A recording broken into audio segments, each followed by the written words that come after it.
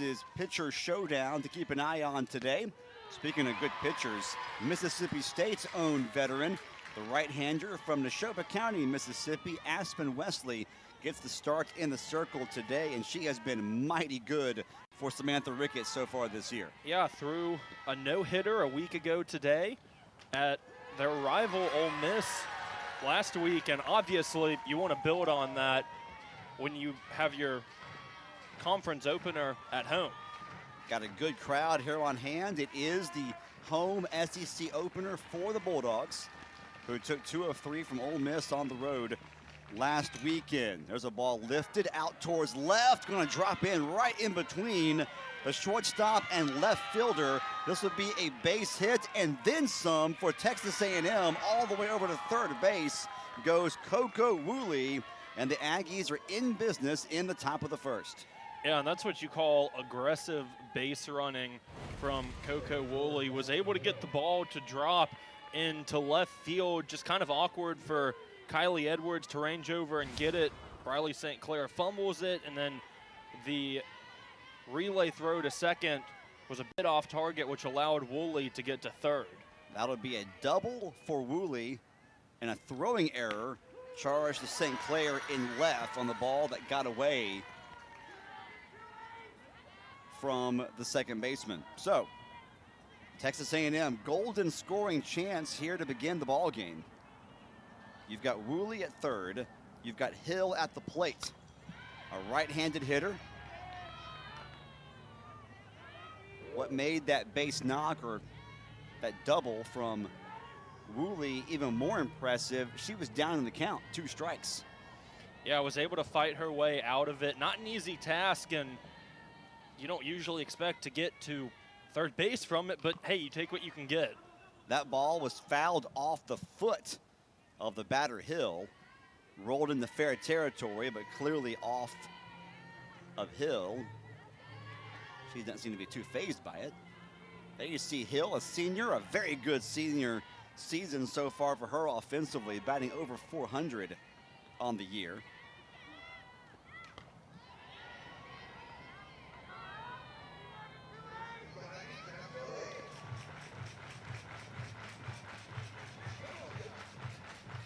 Nothing in 2 the count. We are just underway. Aspen Wesley in the circle. Texas A&M's veteran Hill at the plate with a runner already at third and no one out. That ball was wasted high and outside, and the count's now 1-2. So a double and an error allows Woolley to get to third base. Hill now the batter. Cannon in the on-deck circle, followed by Cottrell. That ball just misses down and in. Count evens up 2-2. The bottom half of the order today for the Aggies features Coleman, Enright, Wiggins, Eshte, and Powell. This ball lifted, foul territory in left and out of play. Drifts over there into the Diamond Club section. The VIP section, if you will. Looks like we have a couple of VIPs there today as well. Enjoying the festivities down there in left field. 2-2, the count remains on Hill, trying to get something to the outfield to drive in the first run of the ball game, as that pitch is going to be high, and now the count's full. 3-2 on Hill, who has 26 hits on the year and has driven in 25 runs. One of A&M's best offensive weapons. This ball lifted, foul, and out of play to our right, so we'll do it again. Yeah, and a long at-bat for Hill. Has fouled quite a bit of pitches off to keep this at-bat alive. Got down early in the count and has worked herself back into it for a full count, just as trying to get that extra step and get a hit. And again, she spoils that rise ball from Wesley. And the at-bat continues. As Cody mentioned, lengthy battle between Wesley and Hill. The Bulldogs have the veteran Wesley in the circle, the freshman Wesolowski behind the plate. This ball is An off-speed pitch that's fouled back as Hill got way out in front of it. And by my count, that is the 11th pitch of this at-bat. You are correct. And 14 total already this half inning. No outs recorded yet. But also no runs on the board yet either. Swing and a miss. Huge strikeout for Wesley. Her first of the afternoon. As she gets a big strikeout there, Woolley will stay at third. Now one gone in the top of the first. Take a look at the strikeout. Just got her on the rise ball, got her to swing and miss, and that's an at-bat if you're Aspen Wesley that you want to win. Such a lengthy at-bat gives you a little bit of momentum going into the rest of this inning. And she'll now face the number 3 hitter in the order, Cannon.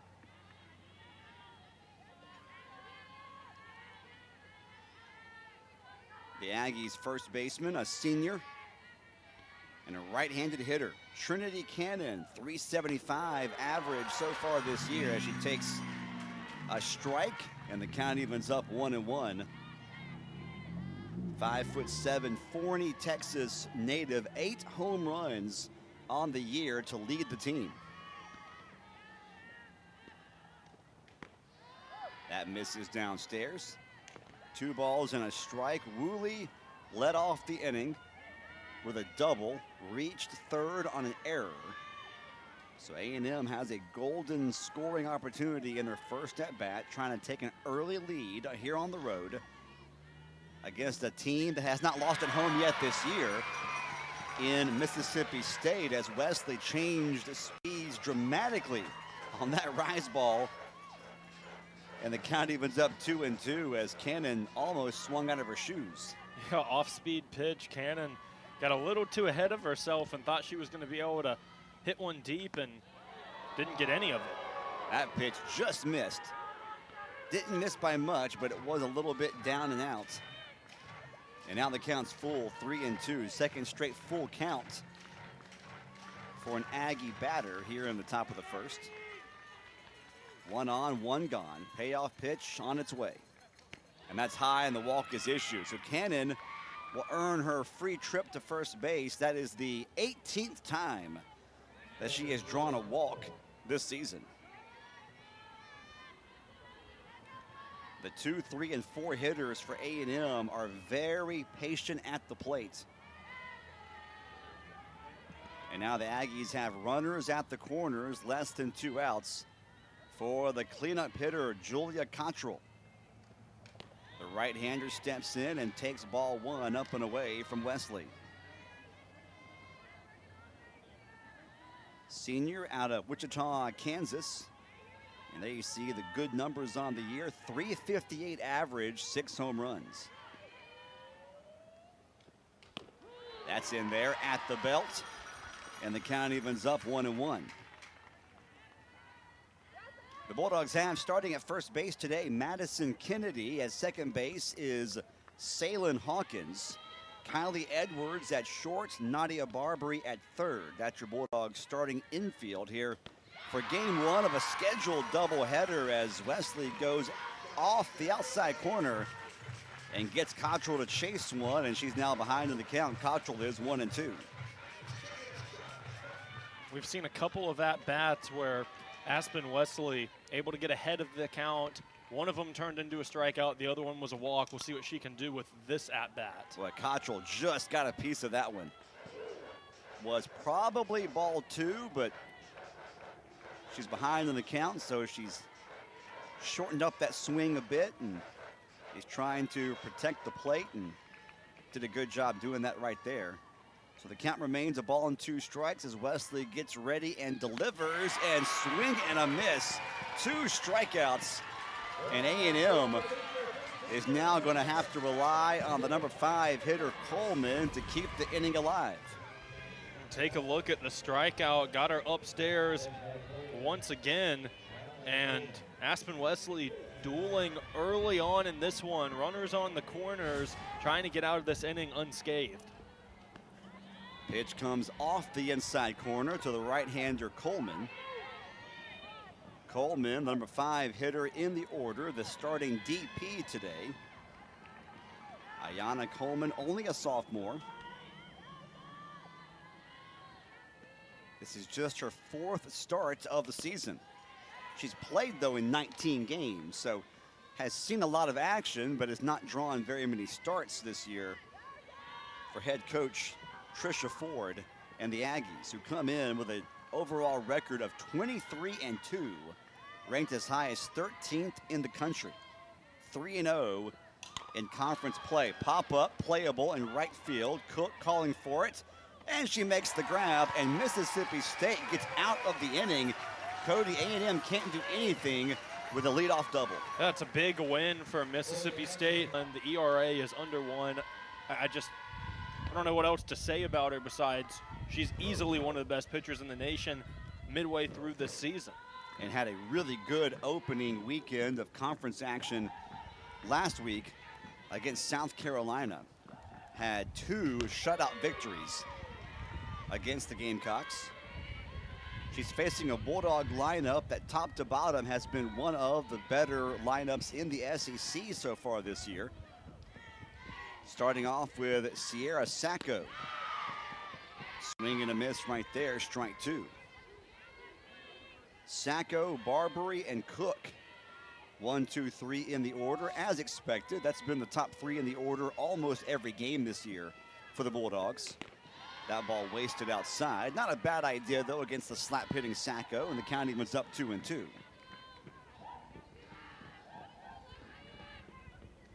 "21 hits on the year for Sacco, the junior lefty. Good eye right there. Takes the ball high, and now the count's full. Sacco has drawn 23 walks already this year, by far the most on the team. Oh, she went around, though, and she'll go down swinging.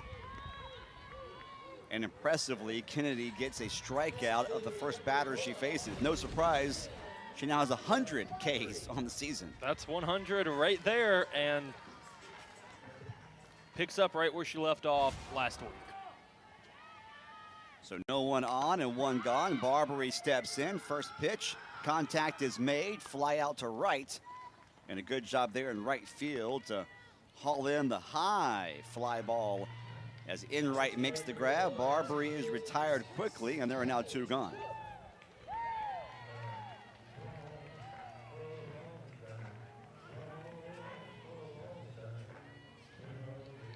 And the veteran outfielder, Paige Cook, now steps in for Mississippi State. And she takes strike 1 from Kennedy. Already 78 innings thrown this year for Kennedy. By comparison, her counterpart, Wesley, who is also considered to be the ace of her team, has thrown 40. Yeah, there's a pretty solid difference in those 2 numbers, and for both teams, whoever you're working with, though, they're working either way, because combined, the 2 teams have a total of 6 losses, so it's not like other pitchers aren't performing. No, it's just different philosophies. A&M definitely is going to ride the arm of Kennedy for as long and as far as they can in 2024. Meanwhile, Mississippi State, under pitching coach Taryn Mowat-McKinney, more of a full staff approach, where if they can go an entire weekend and not use someone twice, they'll do it. Yeah, that's a win for them. And sometimes it's just how you want to use your pitchers, how much they have in them. I mean, you can see some pitchers pitch a couple times in a weekend series, and sometimes you can't. Kennedy blows the rise ball past Cook, who's frustrated with herself. 2. I'm not too sure that LSU fans are the most fond of Mississippi State at the moment. Lost Friday night in baseball, and then on Wednesday in the SEC tournament for basketball. I'm not too sure they're pleased with the city of Starkville. Are they here to cheer for A&M? Is that what you're saying? They could be. No score yet, top of the second. As expected, a pitcher's duel early in this one. Wesley for the Bulldogs and Kennedy for the Aggies. And a good job by Wesley to get out of a jam in the top of the first, the Aggies had a runner at third, no one out, and couldn't get a run across the board. Yeah, Texas A&M puts up runs very early on in games. I think it's 51% of their runs come in the first 3 innings of games. And to get out of that first inning where it very much felt like a run was going to be allowed, and to get yourself back into it, and the scoreboard says 0-0, that's a big win, and I think that's a big momentum boost for the Bulldogs. It'll be Enright, Wiggins, and Este, the 6 through 8 hitters at the plate for Texas A&M here in the top of the second. Enright, a really good hitter, 424 average this season, is right now at the plate. That'll be a strike. Boy, she had a hitter's count, and I'm kind of shocked, Cody, that she did not take a hack at that one. Yeah, it looked like she thought it was a ball as well, had already made her start to get to first base, and the ump said, strike, full count, let's do it again. Spoiled away by Enright. I'll tell you what, you can already tell, and we knew this going in, the scouting report was A&M's hitters are very patient, very disciplined. They don't strike out a ton. They're going to make you work for it, and so far that has proven accurate.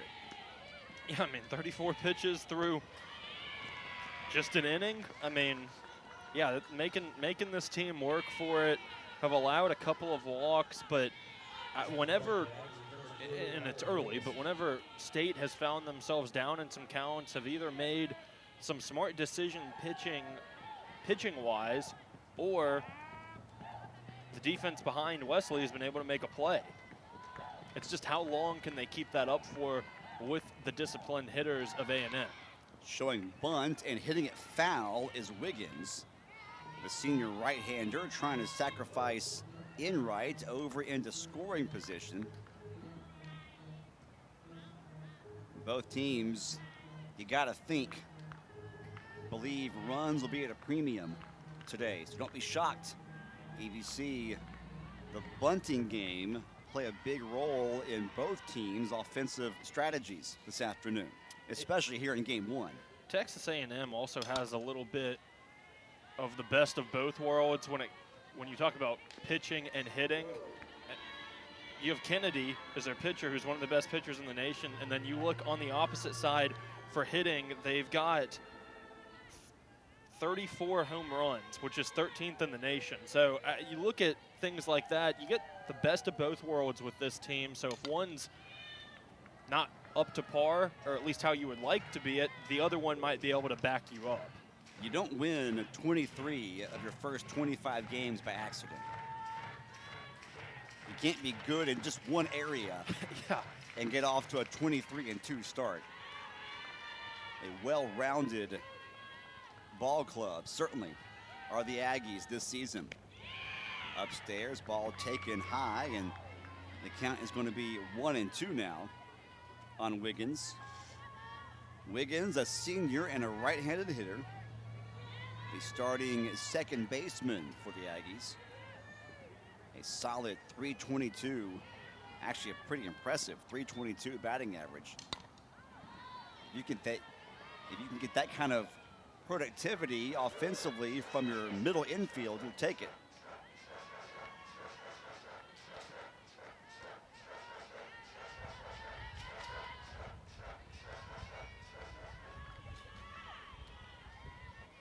Este in the on-deck circle, a left-handed hitter, with Powell also set to come up this half inning. And again, Wiggins fouls it back. Boy, it is really, really tough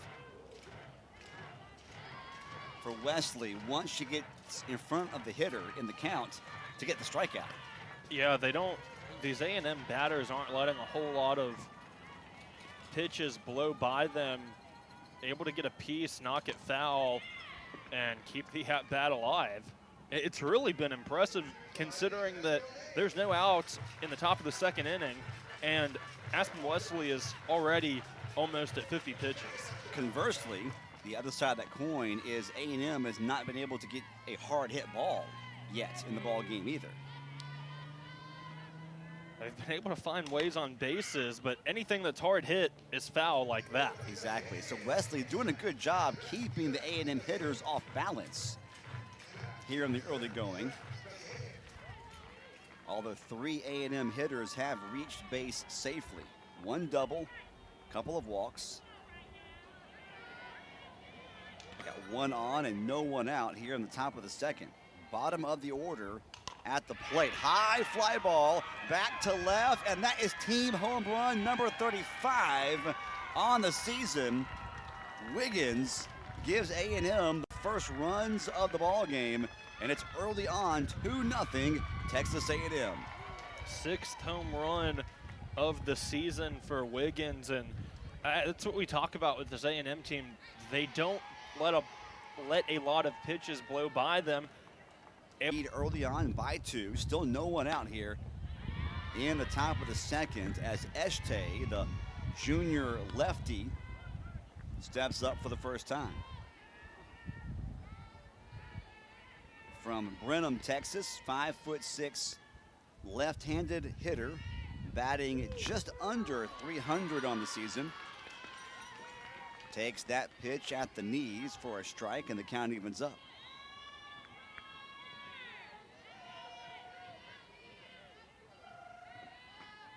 The leadoff walk issued to Enright, and Wiggins brings her home on the 2-run home run. And that's why leadoff walks drive coaches crazy, Cody. They almost always come around to score. And that at bat from Wiggins was an 8-pitch at bat.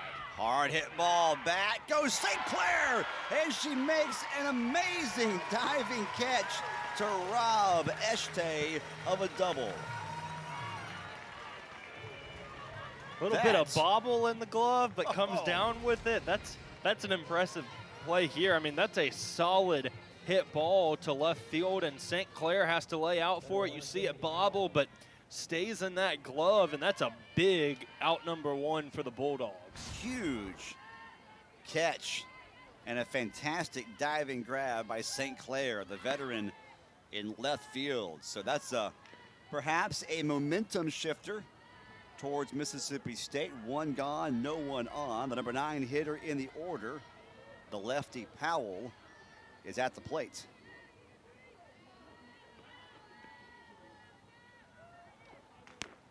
What made that catch even more remarkable was that St. Clair actually, I think, misread it off the bat, took a step in, had to regroup, change direction, and still made a diving over-the-shoulder grab. Might have made life a little harder on herself, but ends up making the play at the end of all of it, which is all that really matters. That ball was pulled foul and out of play to the right side, so the at-bat with Powell will continue. Count is now 2-1. Powell hitting 286 on the year, trying to bunt her way on, which she's got enough speed, she can do that. But she bunts it foul, and now the count will be 2-2.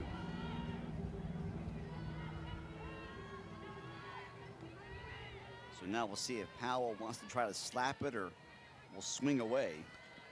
Bulldog infield drawn in at third.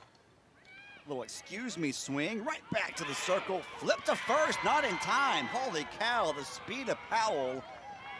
And she beats the throw.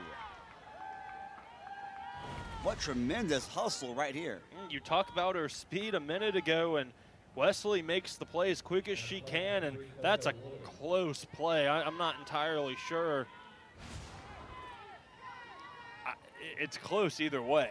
Yeah, Wesley double clutched just briefly, and that cost her about half a second, and Powell able to reach first base. So now the top of the order, Woolley steps up as she hits one over the head of the drawn-in infield. Rounding third is Powell. Throw home. She is going to be out at home plate. What a great throw from the outfield. And the Aggies are out at home plate. They want a review. Yeah, and she's positive that she was safe. I'm not too sure about that. That was a spectacular relay throw to Wesolowski at home, and you see it goes over the head of St. Clair, gets it in to Edwards, who then tries to make it, and yeah, she looks out by that view. And Wesolowski actually tagged her twice. And she tags her again, but she was called out on the first tag attempt. And it might have just been me. I'm not entirely sure. That Powell actually touched home plate? Yeah, I'm not entirely sure she ever touched home plate. It's a close play, and so they are going to go to the review, which reviews are allowed in conference games. So Tricia Ford, head coach of Texas A&M, second year on the job, wants the review, and we're going to get a review.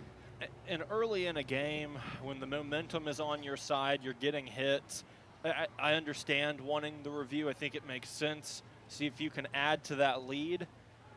I'm just not so sure it's going to go in A&M's favor. Yeah, well, it was a bit of a gamble sending Powell in the first place. I'm not sure I blame them, though, because of how quick she is. Right. I mean, she definitely has enough speed, and which we saw that from home to first on her infield single. But my goodness, first of all, great throw from St. Clair to Edwards, and then Edwards threw it about as well as you can from short to home. Wesolowski did a good job not blocking the plate and not getting called for interference. Applied the tag. Question is, A, did Powell actually get her left hand on the plate at all? And if she did she get it? Oh, she's safe. They're going to overturn it. They're going to say that she got her left hand in right before the tag was applied. You take a look at it, I'm also starting to wonder if Wesolowski didn't get the tag. And no, right. just safe in time. I mean, that's the angle right there. Got that left hand in just before the tag was applied. Couple of other angles like this. It looks like she's out, but wow, what a play to score. I mean, that's impressive. And that's why we have replay in conference games. Got to make sure you get the call right. So all of a sudden, a big inning for Texas A&M. They've scored 3 times. And now they've got more work or more opportunities to do some work here in this half inning. Runner at third is Woolley. Hill is the batter. Still just 1 out. Hill 0 for 1. She struck out swinging her first time up against Wesley, but she's now out in front, 2 balls and no strikes. Well, and the speed on the bases of Powell manufactured everything that led to A&M's most recent run. Legged out an infield single at first, and then scores on the extra base hit from Woolley. Woolley, by the way, has 2 doubles already. Quietly has 2 doubles. Kind of taken away, though, the second one at least, just from the previous play. So much controversy whether it's a run or not, and we get the replay, and it obviously does look like a run, but just so much leading up to it. The count's full, 3-2 on Jasmine Hill. She goes down and fouls that one off into the Aggie dugout, and so we'll do it again. Count remains full. So 2 doubles already in the ball game for leadoff hitter Coco Woolley. Has upped her average to 355. Grounder, hard hit. They're going to go home, try to get in a rundown, but getting back to the bag is Woolley. An aggressive and smart base running by Hill. She makes it all the way over to second base. So I think State defensively, Cody, did what they had to do because it looked like Woolley was going to try to score. So to prevent the run, they throw home, but then they can't get Woolley in the rundown. She gets back to third base safely, and Hill, hustling, makes it all the way over to second. So no outs are recorded, and now A&M has 2 on in scoring position. Yeah, it's just kind of an odd play. Like, it's already been a tough inning. You don't want to allow any more runs, but you get that out. You're sitting with 1 out to get out of this inning. It's just one of those decisions, which matters most to you at the time. And it's early on, so you have time to get 3 runs on 3 hits.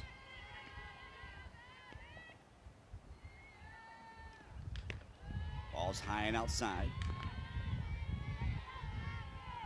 And already 62 pitches thrown by Wesley in an inning and a third.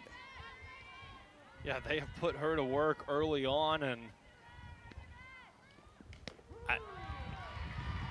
you usually try and only see one pitcher, if at all possible, with Mississippi State staff, but if I had to imagine, we'll see another one in this game at some point just because of how high that pitch count is early on. And you have to remember, today we're going to try to play a doubleheader. So if you throw a lot of pitches in game 1, it dramatically reduces your chances of being able to go back in the ball game later on today in game 2. And that's true of either team today. Got to change your mindset or philosophy with how you're going to work the pitchers with the plan of playing 2 7-inning ball games today back to back. 3-1 the count on Cannon. A .375 hitter on the year. Has already driven in 27 runs, and she'll draw another walk. So first base was open, so no one moves up, but Aggies now with the bases loaded and a good hitter in Cottrell stepping up. Yeah, and it's kind of one of those situations where it's like you had the opportunity to sacrifice a run for an out. You didn't get either. So 1 out, but now the bases are loaded, and you have an opportunity to get a double play, and that ends up being the correct decision. And you have the force out at home situation, too, on a ground ball. 1 ball, no strikes on Cottrell. She struck out her first time up today. So 0 for 1 is the A&M catcher. Swing and a miss, and the count evens up. This is a situation where you really take what you can get. If you get a strikeout, that's probably one of the best things that can happen. Or if you can have a grounder towards second, something along those lines, and have a double play to get you out of this. Foul ball, strike 2. Yeah, a strikeout's the best case scenario, right? Because, I mean, you would love a double play, but if you're MSU, if you can record an out without the ball being put in play at all, that's the best. That's the best case scenario. Grounder, throw home, out at the plate is recorded. That was the second most optimal outcome for State in that situation, and the Aggies will get this time a no doubt run across the plate erased, and there are 2 gone now in the inning. Yeah, I think that's you'll take it because it's an out, no runs put up on the board, but a little nerve-wracking because that ball did not have a lot of pace on it. Wesley really had to get moving towards it in order to get the throw back to Wesolowski at home. So reaching first base on the fielder's choice is Cottrell. Cannon goes to second, Hill goes to third. And the other thing about getting that second out now is if a fly ball is hit to the outfield and it's caught, the inning's over. If that would have happened with only 1 out, a run, if not 2, would have scored, and yeah, you would have gotten an out, but there's still more damage that Texas A&M was able to put up on the board. Yeah, the Bulldogs doing a good job so far in this half inning of controlling or limiting the damage. Although Coleman could change that right here with one swing of the bat as she gets out in front of that ball that was up and in on the hands, and that'll be a strike, and the count's 1-2. And it looked like she was trying to show us how she could change it, just didn't get around in time. Coleman flew out to right her first time up. She's 0 for 1 today. Hits that one. It's a line shot foul into the right field corner. So we'll do it again. Count remains 1-2. Hills at third, Cannon at second, Cottrell at first. Bases loaded. The Aggies have already scored 3 runs in this inning. 2 of those 3 runs coming home on the 2-run home run from Wiggins. Coleman, the 9th hitter of the inning. It's been an odd inning so far. Usually when you have the entire team come to the plate, you score more than 3 runs. They've done, Mississippi State's done a great job limiting the damage throughout this inning. Early on, it was all Texas A&M, and it didn't look like they were going to stop pouring it on. And State slowed the game up a little bit. At-bats became a little longer. Oh, this could be trouble. It's off the wall. Coleman, this could erase all base runners. Safe at second is Coleman. 3-run score, and there's the big swing of the bat. A huge inning now for A&M. They have doubled up their run total on 1 swing, a 2-out, 2-strike double off the wall in right. 6-0 Aggies on top. You can take a look at it. It's a solid hit. Kind of was reaching far out there and just over the head of Paige Cook at the back of the warning track, and tried to make the relay throw in time, and that again was close at second. Well, Coleman is tall, and she did a good job sliding feet first and got that foot in just in time. At least that was the call on the field, but now they're going to go to a review. Which, in real time, kind of thought she was safe. We took a look at it just a minute ago, and now I'm questioning. Our home plate umpire today, Mr. Carlos Guzman. That's who you see right there on your screen. We also have Jose Chaparro at first base and Willie Lopez at third base.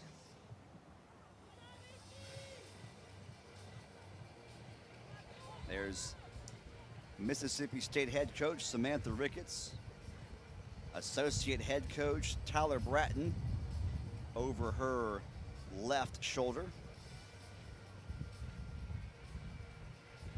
assistant Alyssa Loza over her right shoulder, and not in the shot, but just to the right of Loza, pitching coach Taryn Mowat McKinney. The Bulldogs also have Zach Shaw in his second season as a Bulldog assistant.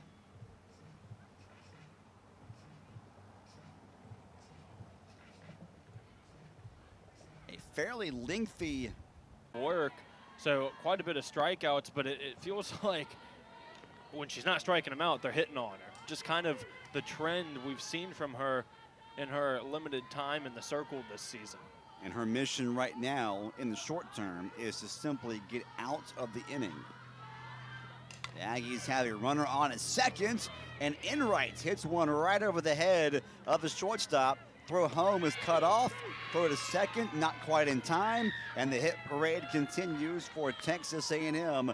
That'll be an RBI base hit for Allie Enright. And A&M tacks on their 7th run of the inning. Just over the head of Kylie Edwards, able to send them home, and then Madison Kennedy cutting it off and trying to make the play at second just wasn't in time, and another run on the board for A&M. It's just really been an impressive, aggressive inning for Texas A&M. And that was a pinch runner, Lovell, who scored that last run, and a bit of a weird slide. She actually slid and missed home plate entirely.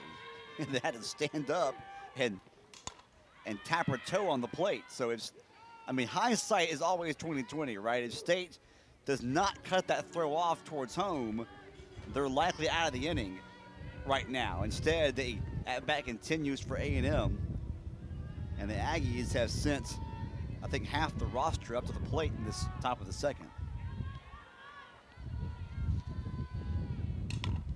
Hard hit ball off the bat of Wiggins, grabbed though in center field by Sacco, and the top of the second comes to a work of the bottom of that first, and then the Texas A&M offense decided to hit everything in the top of the second.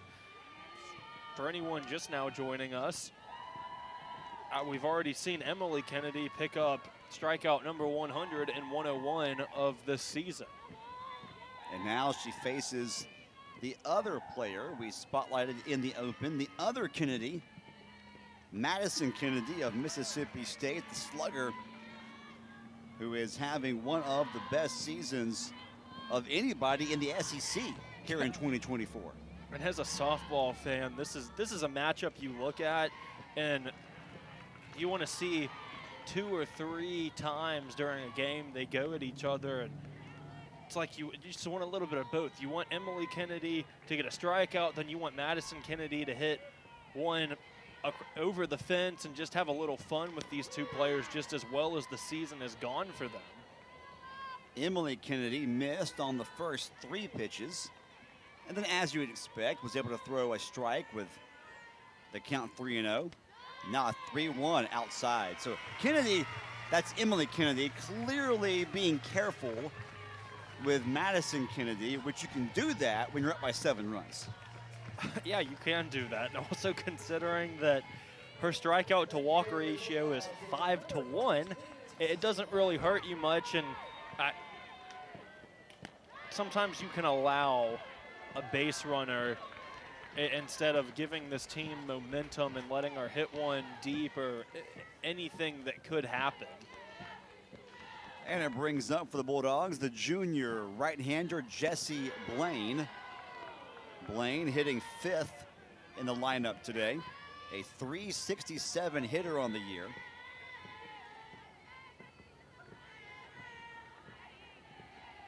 A junior who is the starting DP for the Bulldogs here in Game 1 of a doubleheader. You might see her in the field in Game 2. A ball and 2 strikes the count. Blaine's first at-bat of the ball game, and she chased one off the outside corner. High velocity rise ball. That'll be strikeout number 3 for Emily Kennedy, and out number 1 in the bottom of the second. You always worry about pitchers coming back into the game after such a long offensive inning and wonder how they'll respond if they can get back into their groove. And yeah, we saw a walk to Madison Kennedy.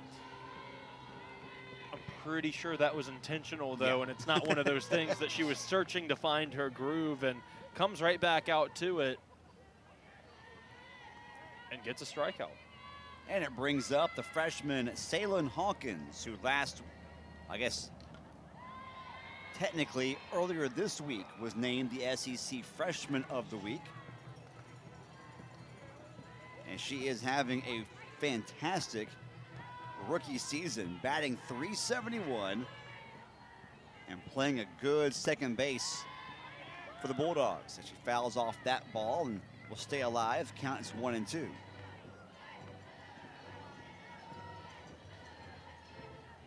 Hawkins, one of a trio of true freshmen in the lineup today for the Bulldogs. Hawkins, Wesolowski, and Edwards.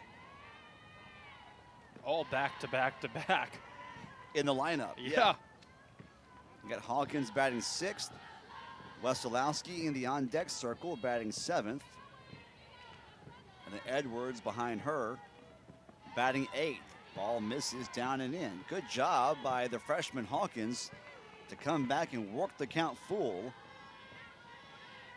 And listen, there's still a long ways to go in this one. So the Bulldogs just have to try to get runners on base. That's not going to help. Could be a double play. And it is. Wow.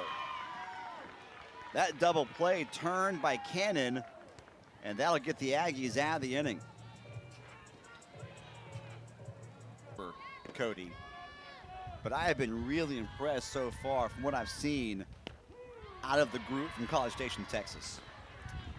Yeah, a lot of work for Mississippi State to do in the next couple of innings.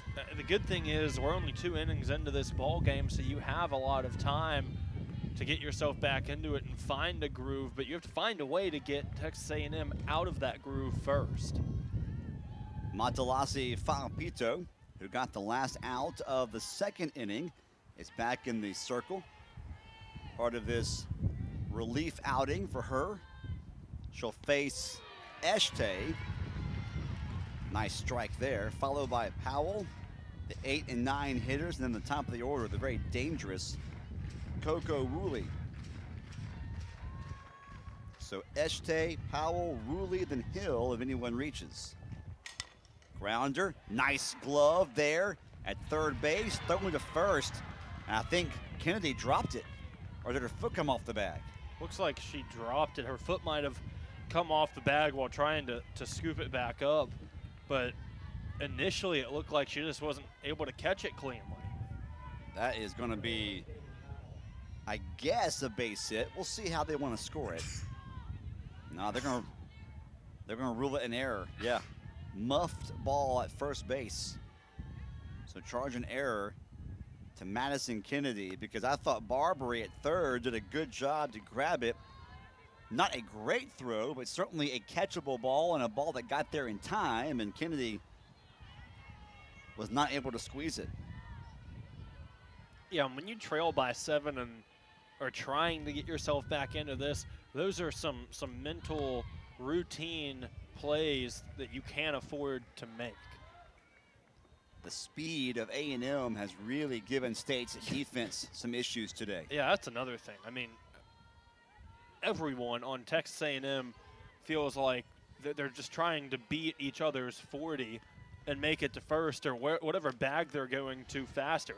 It's really been impressive to watch them run the bases. It's like watching an NFL combine workout with the home plate to first base sprints. Powell's the batter. She's 1 for 1 today. Had a big single last time up. Scored on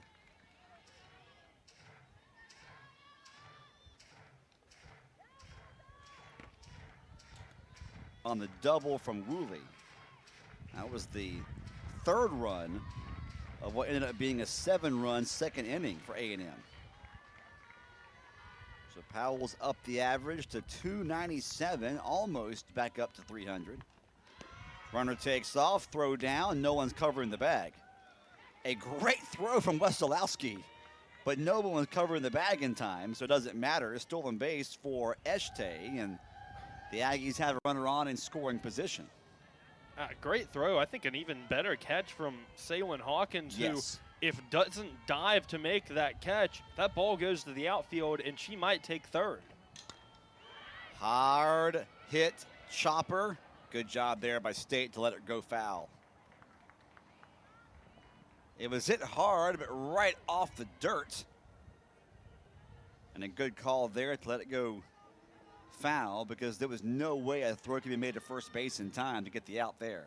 And it also would have scored a run as well, so it would have been a 2-for-1 for Texas A&M, but something that Mississippi State cannot allow right now. Payoff pitch. Oh, it just missed. Off the inside corner. So the Aggies have runners on at first and second.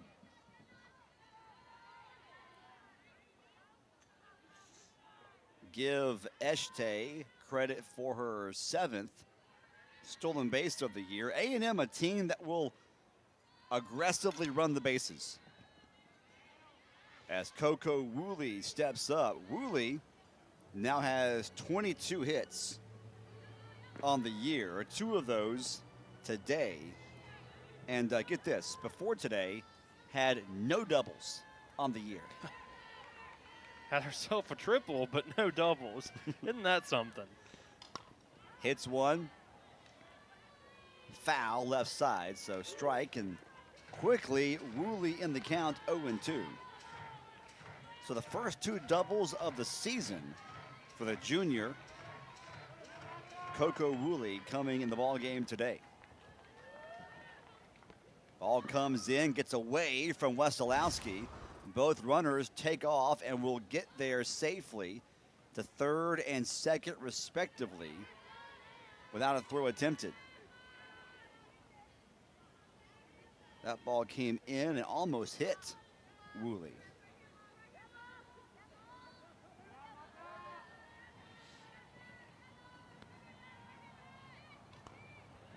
This time Woolley fouls it off her foot. She'll stay alive. Count remains a ball and 2 strikes. Eshte at third, Powell at second, still no one out. The Aggies have put pressure on State's pitchers in all 3 at-bats of this ball game. And a good job there to foul off that drop ball from Fa'apito. Woolley will stay alive. And I think that's the key early in innings for Texas A&M is they're able to get runners on base, and they don't have to do anything special. Just get a ball put into play, and the base runners do the rest because of their speed.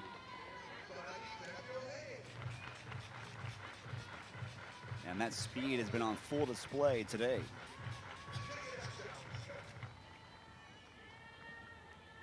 With runners on base in scoring position, Woolley is batting .333. That will drop just a bit as she got frozen on a great pitch off the inside corner, or right on the inside corner rather, from Fa'apito. Something that if you're a Fa'apito, wow, what a pitch. I'm sorry, I didn't mean to cut you off there, but that replay. I'm with you. Holy mackerel. That ball looked like it was, from our vantage point, I thought it was more on the corner. But on that replay, I mean, that was right on the money. With some late movement, lots of spin. And it looked like the first pitch of this at-bat, she went and delivered the same exact thing. Woolley retired for the first time at the plate today.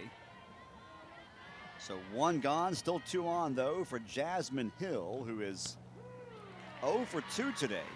Oh, it looks like she's throwing that pitch a little more. This one was a little more to the outside, but still the same pitch. And you wonder if she's going to, while it's working at least, wonder if she's going to keep dealing it. The count 1-2. Just getting a piece of it is Hill to stay alive.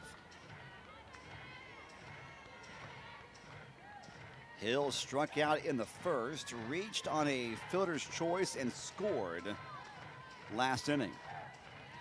But 0 for 2 has dropped her average to an even 400. Well, that's when you know you're having a really good year, when your average drops to 400.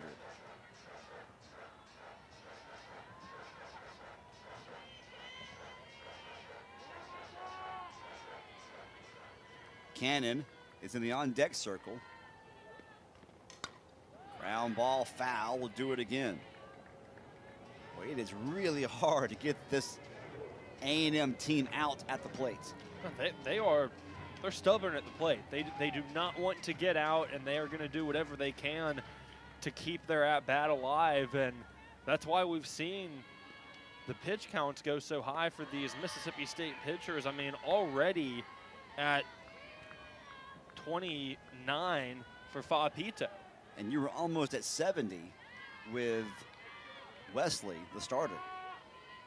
So 100 pitches thrown already today by Bulldog pitchers, and 76 from Wesley. Yeah, so over 100 now thrown by Bulldog pitchers, and we're not even 3 innings in.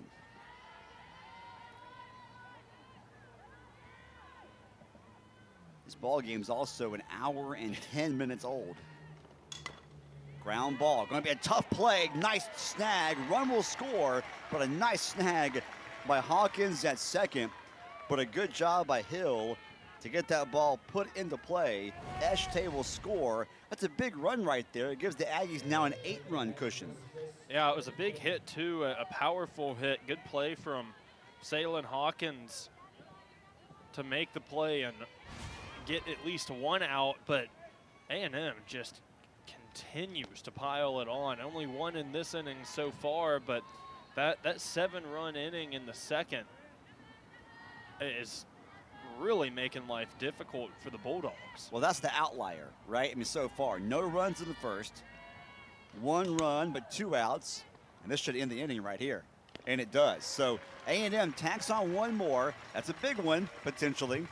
It gives them an 8-run lead, but as you said, that 7-run second is the difference in the game right now. 8, and so far it's the maroon and white team from our west that's on top of the maroon and white home team. 8-0.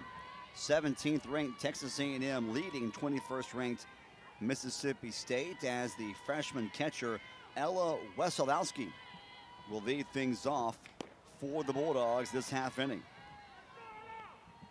Wesolowski, Edwards, and St. Clair, bottom 3 in the order, set to face Emily Kennedy, who has faced the minimum through the first 2 innings. Yeah, I think it kind of tells you how this game has gone through 2.5 already played. Some of the batters in the top of the lineup, at least for A&M, has already had 3 at-bats, where there are some from Mississippi State that have not seen the plate yet. This game has gone about as well as it could for A&M and about as bad as it could for State. Yeah, State still without a hit. They have a couple of errors as well. I mean, there you go. There's the first hit of the ball game for the Bulldogs. The freshman Wesolowski, who's been hot as of late, continues to swing a good stick, and she's on with a leadoff single in the 3rd. Look at that. A lot of power behind it, puts it right into center field. Nothing too fancy, but hey, sometimes all you need is 1 hit to get some momentum and get things going. The freshman just collected hit number 19 on the season. That has her average up to almost 400. And the Bulldogs will now use a pinch runner. Kat Wallace will run at first base. So the veteran Wallace, number 2, is now running. That'll give the catcher Wesolowski a chance to regroup in the dugout. It's been a hard day for her. We mentioned now well over 100 pitches thrown by Bulldog pitchers. That means well over 100 balls having to be caught in 3 innings by the freshman catcher Wesolowski. She's had a couple of tough breaks as well. We saw in that 2nd inning what looked like she might have gotten the tag at home for the out, ended up being safe. She's had a couple of throws to second base that haven't been in time. I mean, giving it her all, just not getting the calls to go her way. And looking back at it, how huge was that call? The correct call. But how huge was that if that tag gets applied in time, then we're looking at a 4-0 game versus an 8-0 game. Totally different ball game right now in the home half of the 3rd. Yeah, I mean, a whole lot can change in one play, and it's just one of those things where A&M got the break this time. Who's going to get the next break and take advantage of it, as they did? It actually would be a 3-0 ball game, but that's water under the bridge now as Edwards is battling against Kennedy. Edwards hitting .288 on the season. True freshman Bulldogs shortstop with 17 hits on the year. Downstairs, walk is issued. So the bottom 3 in the order having success against the ace Kennedy, and that'll be a timeout called by A&M. And this is almost as close to dream scenario as you can get if you can get through the bottom of this lineup. If you can somehow get the bases loaded, or if Riley St. Clair can drive a couple of runs in, you get back to the top of that lineup with no outs. I think that's a dream situation right now for Samantha Ricketts and the Bulldogs. And I would imagine the conversation between Trisha Ford and Emily Kennedy was, hey, we're up by 8 runs, so throw strikes. Yeah, we can live with some base hits, but don't walk anybody, and don't walk the number 8 hitter in the lineup. Yeah, it's one of those things. I think if you're Ford, you just go out there and you tell her, deal your stuff. Like, you have control of this game in the bottom of the 3rd inning. Now, if you're out there throwing your stuff, playing your game, and they start picking up hits and putting some runs on the board, that's where you go and might want to change things up. But as of right now, you've issued a base hit and a walk. Yeah. So just do your thing. It's worked for you all season long, and it's worked for you for 2 innings today. The Bulldogs are using a pinch hitter here in the bottom of the 3rd. As Selena Daniel steps up. So State not wanting to use the slap hitting St. Clair in the 9-hole in this situation, down by 8. They're going to bring in a power hitting right-hander. And Daniel, who has a .500 average on the year, a junior. She's played in a lot of ball games in now 2.5 seasons. And that ball misses. So right now the drop ball from Kennedy not locating here in this half inning. Yeah, and if I'm the Mississippi State coaching staff, I'm telling them to hold off and not swing until she finds the zone. Well, and I'm not sure that even found the zone. Yeah, Kennedy came back with a rise ball that time, and it was a hitter's count. And Daniel had the green light, just could not catch up to it. Now 3-2. Oh, that's in there, yeah. Don't think Daniel was expecting that pitch. And Kennedy finds the strike zone. Huge strikeout right there for Emily Kennedy. Puts it right in there, something you need if you are Emily Kennedy. The takeaway if you're State is you got 2 runners on base, top of the lineup, 1 out.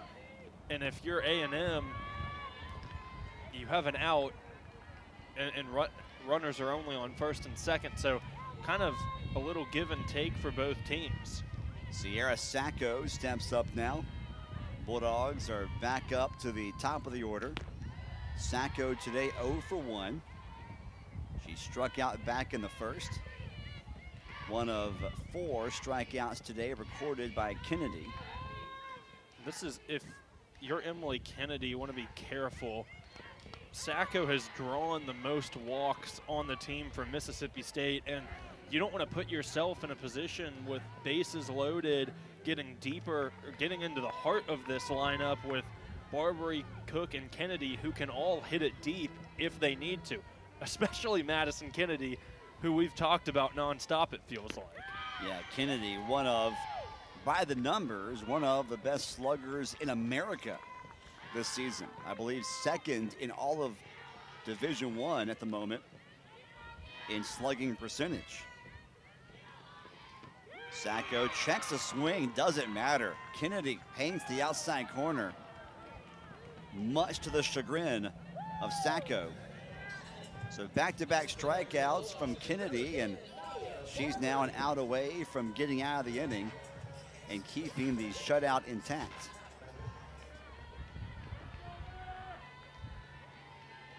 The Bulldogs bring up Nadia Barbary, and she'll take strike 1 at the knees.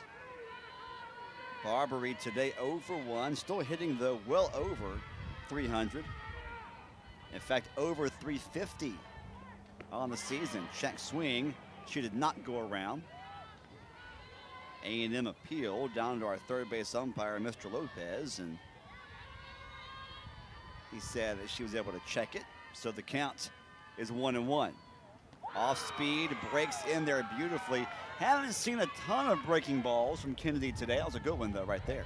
Yeah, and early in this inning, struggling to find the strike zone, and now everything is intentional, it feels like. If it's outside, it's for a reason and to make you chase. Kennedy comes back and strikes out the side. Got Barbary to swing and miss, and that'll end the inning. A&M continues to be in control through 3. About ballpark hot dogs, I don't know what it is, but you just can't make it that good at home. No.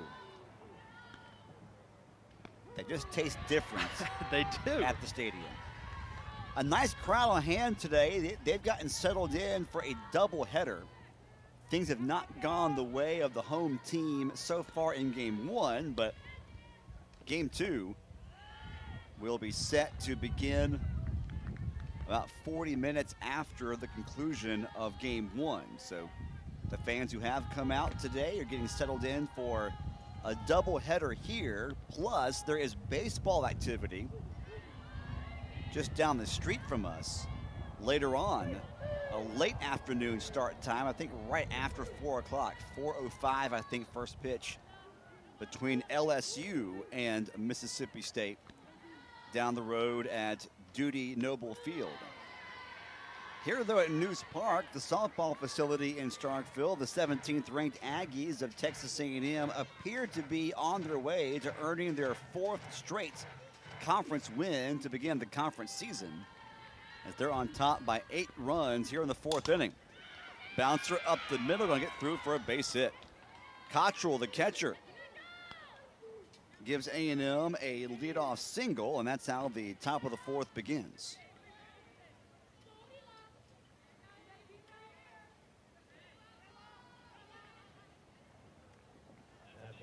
The reason why I was so fascinated by the gentleman and the hot dog is that he had eaten almost the entire thing in between the home half of the 3rd and the top of the 4th. It's impressive. I mean, he's no Joey Chestnut, but it was, it wasn't bad.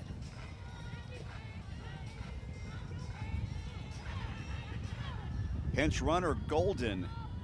That's number 9, Haley Golden, at first base now for A&M as Ayanna Coleman steps up.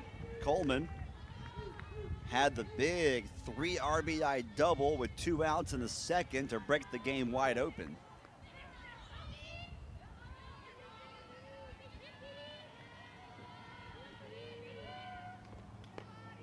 That ball misses down and in. Matalasi Fapito back in the circle for Mississippi State. She has now thrown an inning and a 1/3 in relief after the starter Wesley was chased early in the top of the 2nd. That ball also misses just off the inside corner. The sun's starting to come out some here today at News Park. It's a nice day for softball. It's a little chilly when we all got here this morning, but it's supposed to warm up later on this afternoon to about 70 degrees, and if the sun comes out, it's going to be a real nice afternoon. It's a nice day to be outside, and why not come to the ballpark? Watch a couple of games if you have the time. Hey, get a ballpark hot dog if you want. I mean, we should get a commission from the from the food suppliers. 2 runners on base for A&M. Golden, the pinch runner, at 2nd. Coleman running for herself at 1st. Cottrell, a single, then a walk to Coleman, and now a base hit for Enright. The throw home not in time, and A&M continues to get on base and drive in runs. 9-0, A&M piling it on the 21st ranked team in the country. Just patient, finding the pitches they want to hit off. Nothing special, just puts it on the ground in between 1st and 2nd. And The speed from Golden scores another run. You move Coleman over to second, and everything continues to go Texas A&M's way. Cottrell a single. Coleman drew a walk, in right single. So the first 3 in the inning have reached for A&M. 1 run on 2 base hits and a walk so far, and 2 are still on base with no one out. Well, and now the Bulldogs, Cody, in a situation where they got to do something off fit. Well, they got to get out of this inning and limit the damage, stop the bleeding. But offensively, they got to do something in their next 2 at-bats, or they're going to get run ruled here at home. Yeah, I'm sure they would. I think priority number 1 right now is let's get out of the top of the 4th inning. We've already allowed a run. Let's stop allowing runs. Let's play smart. Let's record these outs. Let's get out of here. And then when we get into the bottom of the 4th, you just be smart. You don't have to send balls over the fence. Just get on base. Do what you've been doing all season long. Yeah, you've hit some home runs, but you've been able to play just fundamental softball, get on base, and hit your teammates home. At the plate for A&M is the second baseman, Rylan Wiggins.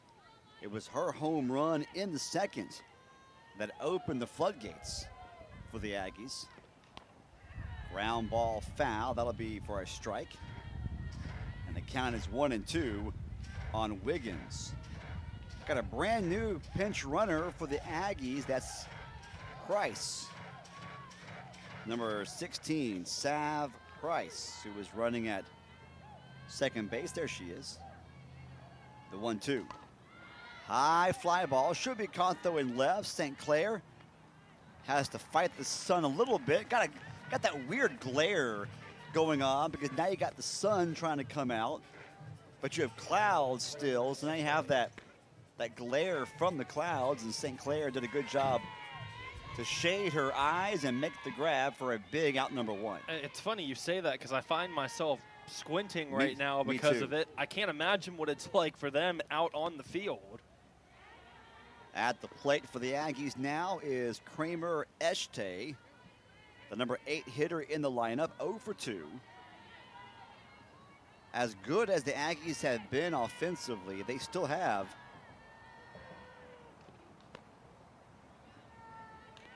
I think 4 hitters who have not had a hit today. So just over half the lineup has done the vast majority of the damage for them so far here in game 1. That's a hard hit ground ball, foul. It actually hits the Bulldog dugout. Left-handed hitter, Eshte, now batting .269 on the year, is predominantly a slapper, which is why you see the power numbers or the slugging numbers are not really anything to write home about. There's a good base hit right there, though.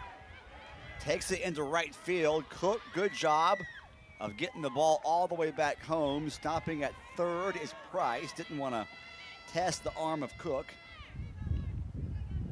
And the Aggies have the bases loaded again. And that'll be their 3rd hit of the inning. And they've had 4 batters reach. Price now at 3rd, Enright at 2nd. Eshte after the single, her first of the ball game, at 1st. And Powell, the number 9 hitter at the plate, takes strike 1 from Fapito. For anyone that is keeping track or interested in these things, Powell was batting 1,000 when the bases are loaded. On the season? On the season. Take a snapshot of that. I'm going to go out on a limb here and say that's not going to last over the course of the season. It probably doesn't happen too often that the same batter faces a pitcher when the bases are loaded. And, hey, we don't know how many times this has happened for her, but it's going to be taken away just like that. I'm glad you mentioned it because we'll never see it again. Fabito gets the strikeout of Powell. Look at you, finding the exact right time to dig up those stat nuggets. Bases, though, still juiced for the Aggies. Now 2 gone after the Powell strikeout. Woolley steps up. She struck out her last time up. She now is at the plate for the for the 5th time today. 2 doubles. Actually, 3 doubles, right? 3 doubles, one of them an RBI. Yeah. Because she batted twice in the second. You're right. A double in the first, 2 doubles in the second, including an RBI. But last inning, struck out looking against Fabito. Counts 1-1. And that'll catch the knees. Strike 2. Give Fabito credit. She has eaten up some innings here for the Bulldogs, which they need when you're going to play 14 innings today. And she's got to continue to keep doing that. A strikeout here or an out, I don't think it really matters how it comes, is huge, because you have another inning where the bases ended up being loaded. You've allowed 1 run. Get out of it with the least amount of damage that you can allow. The 2-2. Oh, good job hitting it right to third. Barbary, all she had to do was step on third, but instead, I think just out of habit, throws across the diamond. Thankfully for her, in time. Depending on where you live and what you've been doing, when I was in school, which was a long time ago now, but when I was in school, I would milk spring break for every second. I mean, I would drive back onto campus like 11:30 Sunday night. 9-0, Texas A&M, 17th ranked team in the country, undefeated. They swept South Carolina last weekend. The Bulldogs also had a good opening weekend of conference play, going on the road and almost sweeping their in-state rivals, Ole Miss. They took 2 of 3 in that third game. Was actually an extra innings loss, so State just a hit or 2 away from also being 3-0 after the opening weekend. But so far here in game 1 of this series, it's been all Texas A&M. The 2 teams did not play last night. Lots of rain here in the Starkville area, and they could have played, but they felt like the field may not have been totally ready. So they gave the grounds crew extra time. The field today is in great condition, considering how much rain we got the previous 24, 36 hours. And so today the plan is to play a doubleheader with game 3 on Sunday. Paige Cook leads off the inning for the Bulldogs by drawing a walk, and she will now be pinch run for. Jaden Burney will run at first base now for the Bulldogs.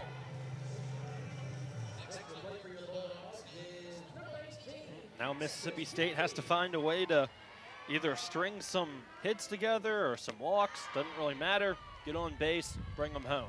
You got to score at least a couple of runs, right? Yeah, you're getting to that point in the game where you have to start putting runs on the board. Otherwise, the run rule goes into effect. And also, even if you're able to keep the ball game alive past the 5th inning, you're down to your last 4 at-bats. You're down by 9 runs. So you got to, on average, start scoring about 2 or 3 runs per at-bat. And that's not an easy task to begin with. Nonetheless, with one of the best pitchers in the nation. Kennedy versus Kennedy, as we mentioned in the open.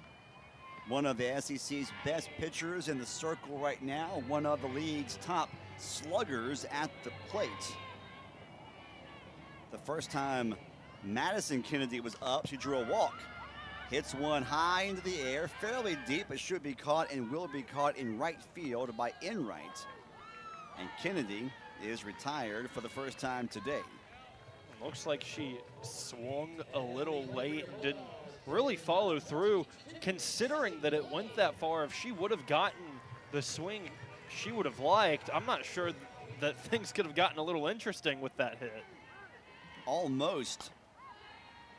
And that just shows you how strong of a swing Kennedy has this year. That was essentially a one-handed half swing, and it almost got to the warning track in the opposite field.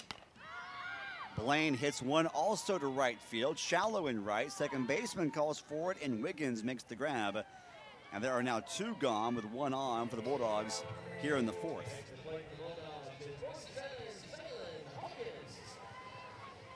And we'll bring up the Bulldog freshman second baseman, Salin Hawkins, your reigning SEC freshman of the week.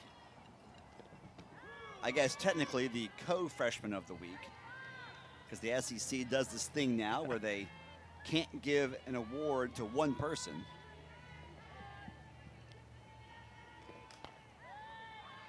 We are broadcasting this on the SEC network, so I will keep my thoughts on that to a minimum. How about that? Hey, it's fair.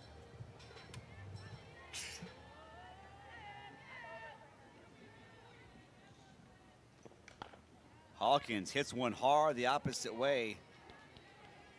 Foul to the right side. So we'll do it again. Nothing into the count on Hawkins, who hit into an inning-ending double play. A 3-6-3 double play turned by Cannon and Powell.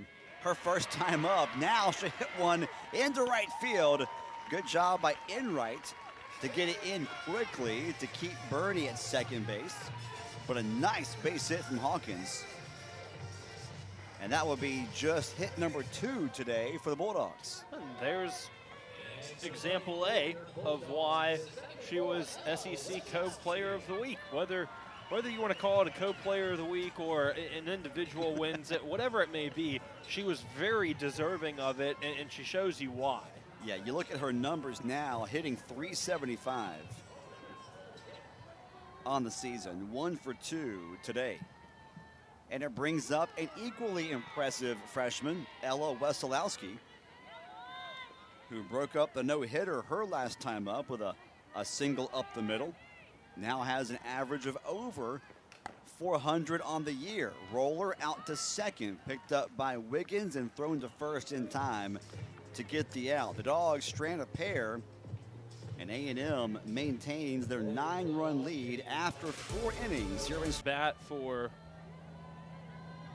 the 4th time today. Sends it to right field, and the play is made by Bernie in right field, who has replaced Paige Cook. So 1 away in the top of the 5th.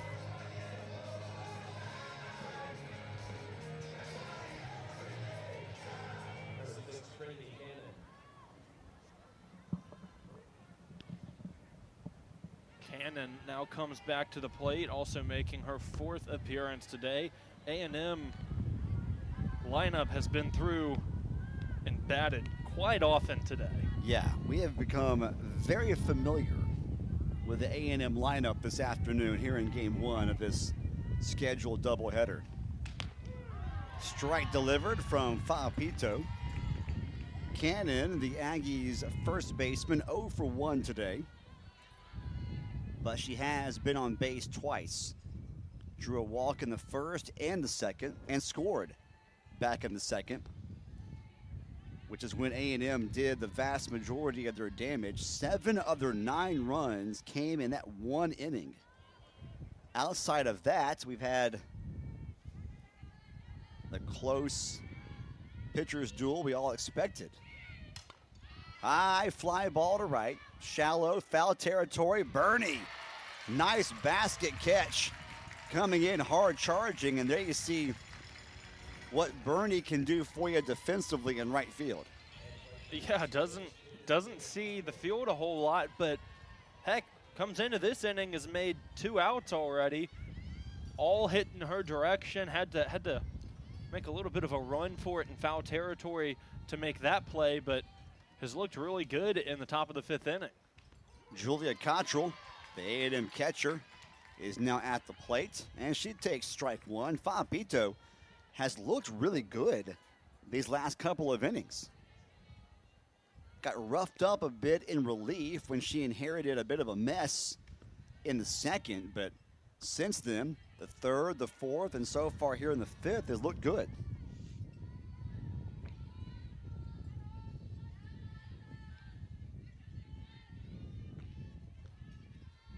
Cottrell today 1 for 3 at the plate.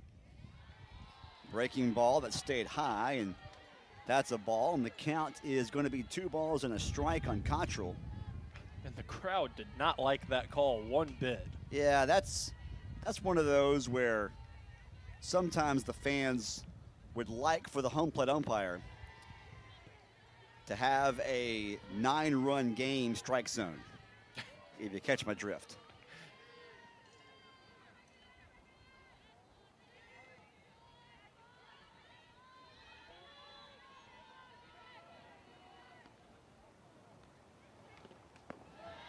And the walk is issued. So Cottrell's on base for the 3rd time today. Reached on a fielder's choice in the 2nd, got a base hit in the 4th, and now a walk here in the 5th. So the Aggies have 1 on. State unable to get the 3 up, 3 down inning. So the Aggies have had at least 1 player reach base safely in every at-bat so far today. And the new DP in the ball game, Price, comes in. Sav Price was a pinch runner last inning for the Aggies and has stayed in as the DP.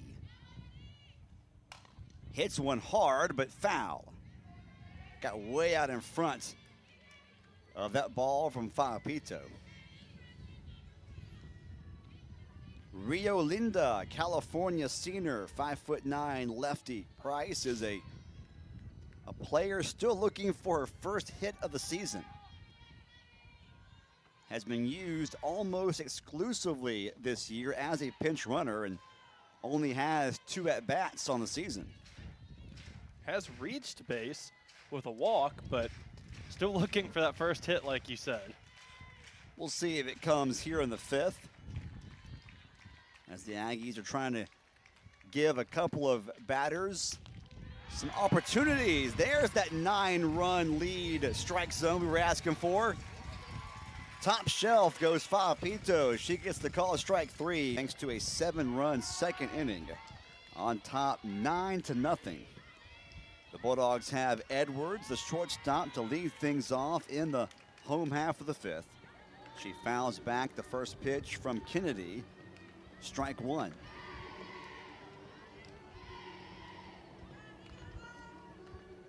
Edwards drew a walk the last time she was up. Well, Emily Kennedy, we spotlighted her for a reason, Cody, in the open of the ball game today, because she's one of the best pitchers in the SEC, and she has been as good as advertised today. Yeah, looks like she'll be going the distance. She came in with a .72 ERA. It's sitting at .69 at the moment. It just continues to do what she's been doing all season. Has 6 strikeouts. Just really impressive to watch. If she can close the door here on the Bulldogs in the 5th inning, then it would give her 3 consecutive shutouts against SEC opponents in her first 3 SEC starts of the season, as Edwards bounces one out to second baseman Wiggins, and she throws to first in time for the out. So 1 gone, no 1 on for the number 9 hitter in the order, St. Clair, who was pinch hit for her first time up. So this is the first at-bat of the ball game for St. Clair, the senior out of Sand Rock, Alabama. And we've seen her throughout the season every once in a while give a little kickstart to that offense. You get to the bottom of the lineup and she appears and gets on base pretty consistently. Just didn't get that opportunity earlier today. 0-2 the count quickly on St. Clair. A .318 hitter on the year, a slapper. Trying to turn the line up over.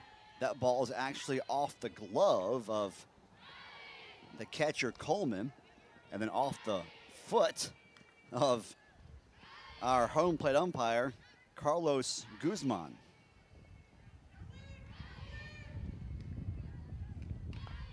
Good job there to fight that one off. St. Clair will stay alive. 14 hits on the year and 44 at-bats for the Bulldog left fielder.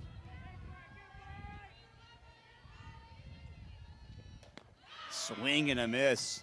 Kennedy gets strikeout number 7 of the ball game. And now the Bulldogs are down to their last out. Just able to get her chasing. We've seen it. We've seen Emily Kennedy be really smart with her pitches today. Changes them up, doesn't put them in the same spot, has a variety of different pitches as well, and the movement on some of her pitches has really thrown off these batters from Mississippi State, and it's been something to watch considering what we've seen from the Bulldogs early in this season and how hot their bats can get. Sacco hits one foul and out of play to our left. Giving chase for A&M was the third baseman, Powell. 1-1 the count to Sacco, leadoff batter in the lineup. 0 for 2 though today, and has struck out twice, which is rare because Sacco came into today with an on-base percentage of over .520.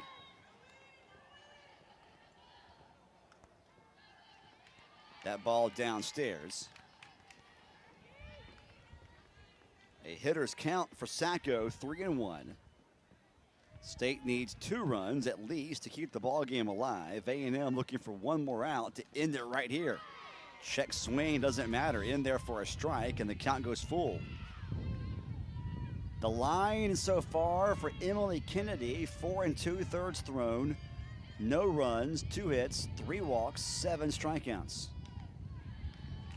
Make it 4 walks. So Sacco does get on base, which she's done that in just about every ball game this year. Boosts that on-base percentage up back to closer to what it was. But this is kind of the stuff you were hoping to see from the top of that lineup earlier in the game before it got out of hand. And even now, you like to see it, but there's 2 outs. You're down to your final out. It doesn't do you much at the moment. Nadia Barbary at the plate. First pitch missed. Second one in the dirt. Sacco's going to take off for second and get there standing up. No throw attempted. Barbary does have 3 home runs on the year. And a home run right here would keep the ball game alive for at least one more inning.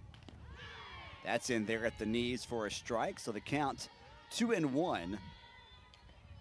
Texas A&M leading Mississippi State 9-0. Took control early with a 7-run second. This ball lifted straight up in the air. Calling for it is Wiggins. She makes the grab, and Emily Kennedy throws a 5-inning shutout. And the Aggies come into Starkville.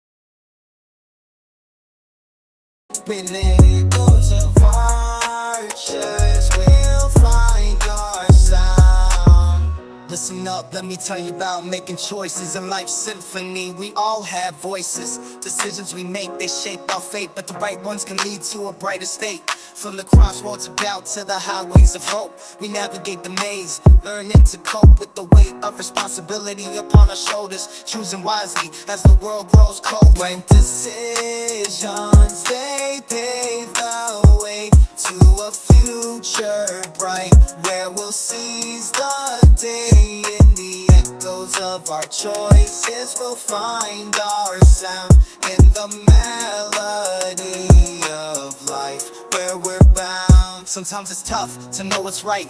In the darkness of uncertainty we lose sight, but deep within there's a guiding light, leading us through the darkest night. With every step we take and every path we choose, we're writing our story, we can't afford to lose. So trust your gut and follow your heart, for the right decisions, they'll set us apart. Right decisions, they'll set us apart. Right decisions, they pave the way to a future bright, where we'll seize the day. In the echoes of our choices, we'll find our sound in the melody of life, where we're bound.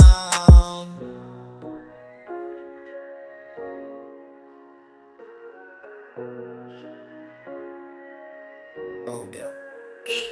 So as we journey on through life's ups and downs, let's remember the power of the choices we found. For in the decision making, we hold the key to unlock the doors to who we're meant to be. Yeah, in the rhythm of life, let's dance with grace. With every right decision, we'll find our place in the symphony of existence, where we belong. Guided by our choices, we'll sing our song.